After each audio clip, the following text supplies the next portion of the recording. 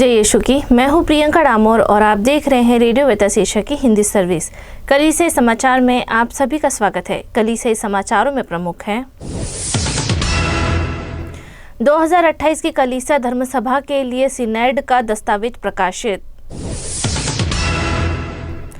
पूर्वोत्तर भारत में इतावली सलेशियन मिशनरी वंदनीय घोषित। हिंदू भीड़ का विरोध करने पर गिरफ्तार भारतीय कैथलिक अभी भी जेल में। पास्टर और 7 अन्य खुद पर हमला करवाने के आरोप में गिरफ्तार। नागालैंड में गाड़ियों पर धार्मिक प्रतीकों पर बैन का ईसाइयों ने विरोध किया। सरकार ने स्कूलों के प्रबंधन के अल्पसंख्यकों के अधिकारों से जुड़ी चिंताओं को नजरअंदाज किया। वर्कर्स इंडिया फेडरेशन के लिए नए नेता चुने गए। गोवा में एक युवा किसान ला रहा है बदलाव। अब जानते समाचार विस्तार से। 2028 की कलीसिया धर्म सभा के लिए सिनेड का दस्तावेज प्रकाशित। विश्व धर्माध्यक्ष धर्म सभा के महासचिव द्वारा एक दस्तावेज का प्रकाशन किया गया है, जिसमें स्थानीय कलीसियाओं को अक्टूबर 2028 में होने वाली विश्वव्यापी कलीसिया सभा की ओर मार्गदर्शन देने हेतु चरणों, मापदंडों और अस्त्रों एवं साधनों को बताया गया है। याद रखना, व्याख्या करना, अभिमुख करना तथा समारोह मनाना, ये 4 विशेष चरण हैं जो स्थानीय कलीसियाओं के धर्माध्यक्ष सम्मेलन और महाद्वीपीय समूह के साथ अक्टूबर 2028 में वाटिकन में होने वाली विश्वव्यापी कलीसिया धर्म सभा के लिए मार्गदर्शन देंगे। यह दस्तावेज विश्व धर्माध्यक्ष धर्म सभा के महासचिवालय द्वारा 20 मई को प्रकाशित किया गया था। पूर्वोत्तर भारत में इतावली सलेशियन मिशनरी वंदनीय घोषित। सलेशियन फादर कॉन्स्टेंटिनो वेंड्रामे, जो एक इतावली थे और जिन्होंने पूर्वोत्तर भारत में 3 दशकों तक एक मिशनरी के रूप में सेवा की, उन्हें वंदनीय घोषित किया गया है। यह कैथलिक कलीसिया में संत घोषित करने की 4 चरणों वाली प्रक्रिया का दूसरा चरण है। पोप लियो ने 22 मई को संतों के कारणों के लिए मंडली को इस मिशनरी के वीर गुणों के संबंध में एक आदेश जारी करने के लिए अधिकृत किया।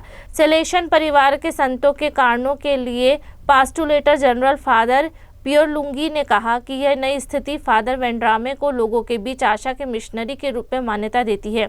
रोम से प्रकाशित होने वाली सलेशियन समाचार सेवा ने फादर कैमोर्नी के हवाले से कहा, व्यक्तिगत संपर्क के माध्यम से उन्होंने प्रभु के दयालु हृदय के प्रेम को व्यक्त किया है। उन्हें दृढ़ विश्वास था कि मसीह का हृदय ही प्रथम घोषणा का जीवंत केंद्र है।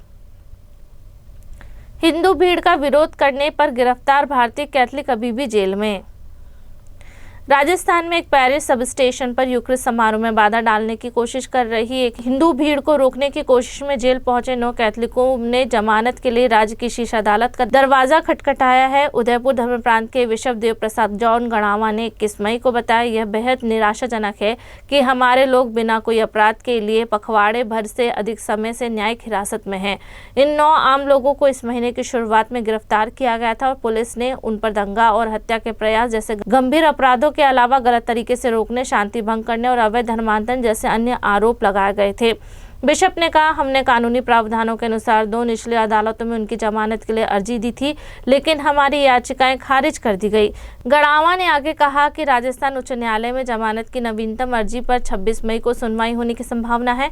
उन्होंने कहा कि यह दुर्भाग्यपूर्ण है कि जिन आम लोगों ने घुसपैठियों को पवित्र भोज में बाधा डालने से रोकने की कोशिश की, वे सलाखों के पीछे हैं, जबकि जिन लोगों ने कानून तोड़ा वे आजाद घूम रहे हैं। पास्टर और 7 अन्य खुद पर हमला करवाने के आरोप में गिरफ्तार। आंध्र प्रदेश की पुलिस ने एक ईसाई उपदेशक और उसके 7 साथियों को गिरफ्तार किया है। इन पर आरोप है कि इन्होंने पब्लिसिटी और सहानुभूति पाने के लिए खुद पर हमले का नाटक रचा था। पुलिस ने बताया कि 37 वर्षीय दारा अभिनय दर्शन को उसके 7 साथियों को 19 मई को गिरफ्तार किया गया। ये गिरफ्तारी उस घटना के एक दिन बाद हुई जिनमें इन पर अलूरी सीताराम राजू जिले के आदिवासी गांव नीरुथोटापालेम में यह अपराध करने का आरोप लगाया गया था। पास्टर और उसके साथियों पर इस घटना का नाटक रचने का आरोप है।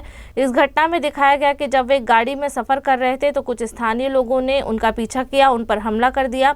इस घटना की तस्वीर और वीडियो बाद में सोशल मीडिया पर पोस्ट किए गए, जिससे काफी हंगामा मच गया। जिले के पुलिस प्रमुख अमित बरदार ने 20 मई को पत्रकारों को बताया कि यह पहले से सोचा समझा पब्लिसिटी स्टंट था। इसका मकसद पास्टर की राजनीतिक पार्टी भरोसा पार्टी के लिए राजनीतिक फायदा उठाना था। इस पार्टी को 26 मार्च को लॉन्च किया गया था। उन्होंने कहा कि वे जिले में सांप्रदायिक तनाव भड़काकर पार्टी को फायदा पहुंचाना चाहते थे। नागालैंड में गाड़ियों पर धार्मिक प्रतीकों पर बैन का ईसाइयों ने विरोध किया। नागालैंड में ईसाई संगठनों ने सरकार से अपील की है कि वे चर्चों और ईसाई संस्थानों के मालिकाना हक वाली या उनके द्वारा आधिकारिक तौर पर इस्तेमाल की जाने वाली गाड़ियों पर पहचान वाले स्टिकर, लोगो और धार्मिक प्रतीकों के इस्तेमाल की अनुमति जारी रखें। 18 मई की यह अपील राज्य के परिवहन विभाग द्वारा एक आदेश जारी किए जाने के लगभग 2 हफ्ते बाद आई, जिसमें निजी और सार्वजनिक दोनों तरह की गाड़ियों पर धर्म, एनजीओ और अन्य अनाधिकृत सामग्री से जुड़े नारे, स्टिकर और संकेत प्रदर्शित करने पर बैन लगा दिया गया था। 30 अप्रैल के आदेश में ऐसी पहचान वाली चीजों को 45 दिनों के भीतर हटाने या कानूनी कार्रवाई का सामना करने को कहा गया था। एक ज्ञापन में नागालैंड जॉइंट क्रिश्चियन फोरम ने कहा कि राज्य को अपनी ईसाई पहचान पर गर्व है। इसमें कहा गया कि चर्च की इमारतें और ईसाई प्रतीक, खासकर क्रॉस, लंबे समय से नागालैंड के लोगों की आस्था और पहचान का प्रतिनिधित्व करते रहे हैं। राज्य सरकार ने इस आदेश का बचाव करते हुए कहा कि यह विशेषाधिकार और तरजीही व्यवहार को खत्म करने और मोटर वाहन नियमों का पालन सुनिश्चित करने की दिशा में एक कदम है, जो गाड़ियों पर सभी अनाधिकृत पहचान वाली चीजों पर बैन लगाते हैं। सरकार ने स्कूलों के प्रबंधन के अल्पसंख्यकों के अधिकारों से जुड़ी चिंताओं को नजरअंदाज किया।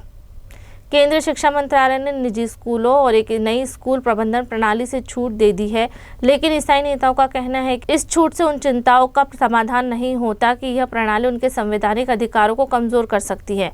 21 मई को केंद्रीय शिक्षा मंत्रालय ने घोषणा की कि जो निजी स्कूल सरकारी फंडिंग स्वीकार नहीं करते, उन्हें एक नई सहभागिता स्कूल प्रबंधन प्रणाली स्थापित करने से छूट दी गई है, जिसमें अभिभावकों और स्थानीय निवासियों का प्रतिनिधित्व शामिल होता है। लेकिन ईसाई नेताओं का कहना है कि यह छूट धार्मिक अल्पसंख्यकों की चिंताओं का समाधान नहीं करती। यह चिंताएं मंत्रालय के पहले के दिशा निर्देश से उपजी है, जिनके अनुसार देश भर के सभी स्कूलों को नए शैक्षणिक स्तर से पहले, जो आमतौर पर जून या जुलाई में शुरू होता है, अपनी मौजूदा प्रबंधन रचनाओं को स्कूल प्रबंधन समितियों से बदलना अनिवार्य है।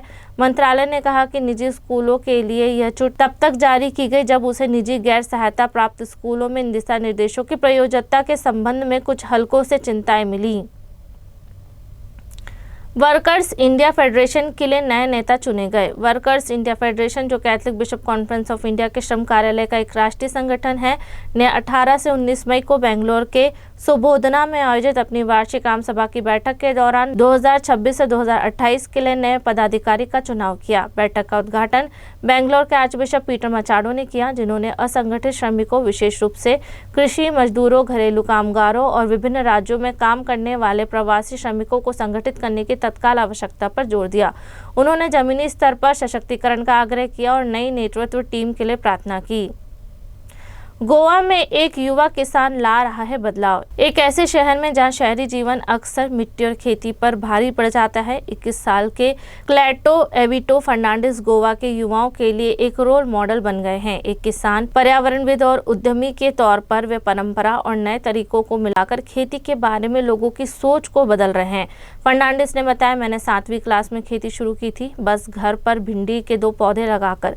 वहां से लेकर अब तक मैंने अपने बगीचों में गोवा में उगने वाली लगभग सभी सब्जियां उगाई हैं, जिसमें फूल गोभी और स्ट्रॉबेरी भी शामिल है। पणजी में उनके घर के पीछे एक छोटे से प्रयोग के तौर पर जो काम शुरू हुआ था, वह अब एक ऐसे आंदोलन का रूप ले चुका है जो पूरे राज्य में छात्रों, शिक्षकों और समुदाय को प्रेरित कर रहा है। साल 2024 तक फर्नांडिस तलिया गांव में खेतों में खेती कर रहे थे और पूरे गोवा में धान की रोपाई की तकनीक सिखा रहे थे। वे कहते हैं, मुझे पूरे गोवा के खेतों में धान की रोपाई सिखाने के लिए बुलाया गया है। मैंने कई स्कूलों और कॉलेज में खाद्य बनाने और दूसरे विषयों पर बातचीत की है। इसी के साथ कलीसिया समाचार समाप्त हुए। अगली बार फिर मुलाकात होगी नई खबरों के साथ। नमस्कार। रेडियो वेरितास एशिया आपके लिए लेकर आए हैं RVA mobile app. RVA mobile app पर हमारे विभिन्न प्रकार के कार्यक्रमों का लाभ लें,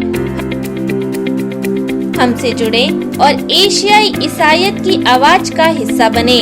आज ही ऐप स्टोर एवं प्ले स्टोर से RVA मोबाइल ऐप डाउनलोड करें।